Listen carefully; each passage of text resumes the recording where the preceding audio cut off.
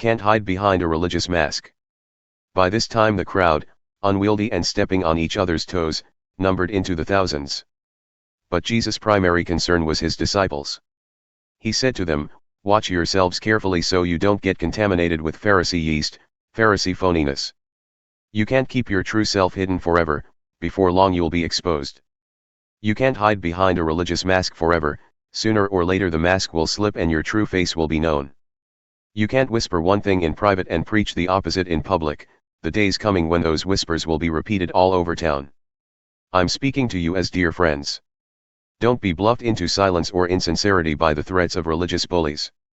True, they can kill you, but then what can they do? There's nothing they can do to your soul, your core being. Save your fear for God, who holds your entire life, body, and soul, in his hands. What's the price of 2 or 3 pet canaries? Some loose change, right? But God never overlooks a single one. And he pays even greater attention to you, down to the last detail, even numbering the hairs on your head. So don't be intimidated by all this bully talk. You're worth more than 1,000,000 canaries. Stand up for me among the people you meet and the Son of Man will stand up for you before all God's angels. But if you pretend you don't know me, do you think I'll defend you before God's angels? If you badmouth the Son of Man out of misunderstanding or ignorance, that can be overlooked. But if you're knowingly attacking God himself, taking aim at the Holy Spirit, that won't be overlooked. When they drag you into their meeting places, or into police courts and before judges, don't worry about defending yourselves, what you'll say or how you'll say it. The right words will be there. The Holy Spirit will give you the right words when the time comes. The story of the greedy farmer. Someone out of the crowd said, "Teacher, order my brother to give me a fair share of the family inheritance." He replied, "Mister, what makes you think it's any of my business to be a judge or mediator for you?"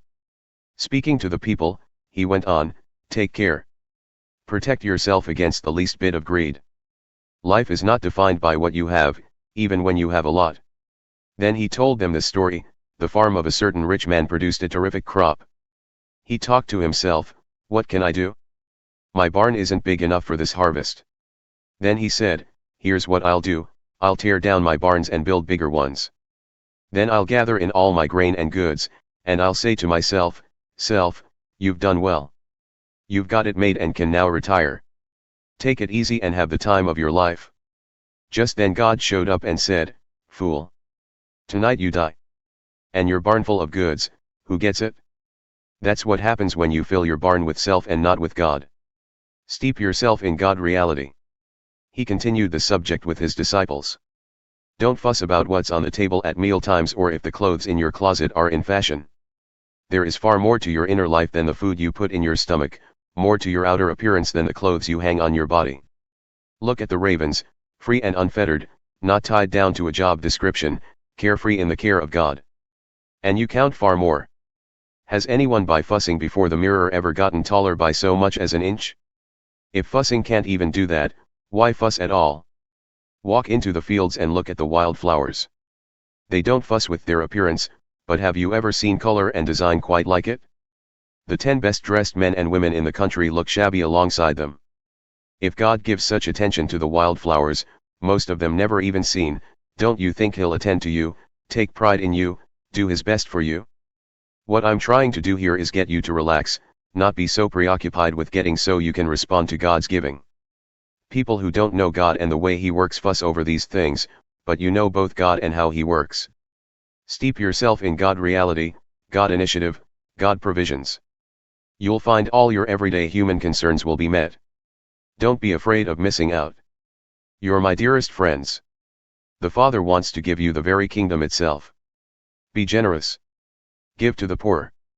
Get yourselves a bank that can't go bankrupt, a bank in heaven far from bank robbers, safe from embezzlers, a bank you can bank on. It's obvious, isn't it? The place where your treasure is the place you will most want to be, and end up being. When the master shows up, keep your shirts on, keep the lights on. Be like house servants waiting for their master to come back from his honeymoon, awake and ready to open the door when he arrives and knocks. Lucky the servants whom the master finds on watch. He'll put on an apron, sit them at the table, and serve them a meal, sharing his wedding feast with them. It doesn't matter what time of the night he arrives, they're awake, and so blessed. You know that if the house owner had known what night the burglar was coming, he wouldn't have stayed out late and left the place unlocked. So don't you be lazy and careless. Just when you don't expect him, the Son of Man will show up. Peter said, Master, are you telling this story just for us? Or is it for everybody? The Master said, let me ask you, who is the dependable manager, full of common sense, that the Master puts in charge of his staff to feed them well and on time? He is a blessed man if when the Master shows up he's doing his job.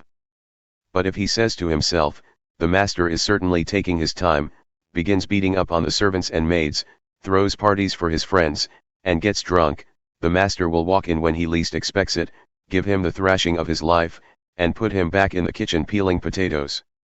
The servant who knows what his master wants and ignores it, or insolently does whatever he pleases, will be thoroughly thrashed. But if he does a poor job through ignorance, he'll get off with a slap on the hand. Great gifts mean great responsibilities, greater gifts, greater responsibilities. To start a fire. I've come to start a fire on this earth, how I wish it were blazing right now. I've come to change everything, turn everything right side up, how I long for it to be finished. Do you think I came to smooth things over and make everything nice? Not so. I've come to disrupt and confront. From now on, when you find 5 in a house, it will be 3 against 2, and 2 against 3, father against son, and son against father, mother against daughter, and daughter against mother, mother-in-law against bride, and bride against mother-in-law. Then he turned to the crowd, when you see clouds coming in from the west, you say, storm's coming, and you're right. And when the wind comes out of the south, you say, this'll be a hot one, and you're right. Frauds. You know how to tell a change in the weather, so don't tell me you can't tell a change in the season, the God season we're in right now. You don't have to be a genius to understand these things. Just use your common sense, the kind you'd use if, while being taken to court, you decided to settle up with your accuser on the way, knowing that if the case went to the judge you'd probably go to jail and pay every last penny of the fine. That's the kind of decision I'm asking you to make.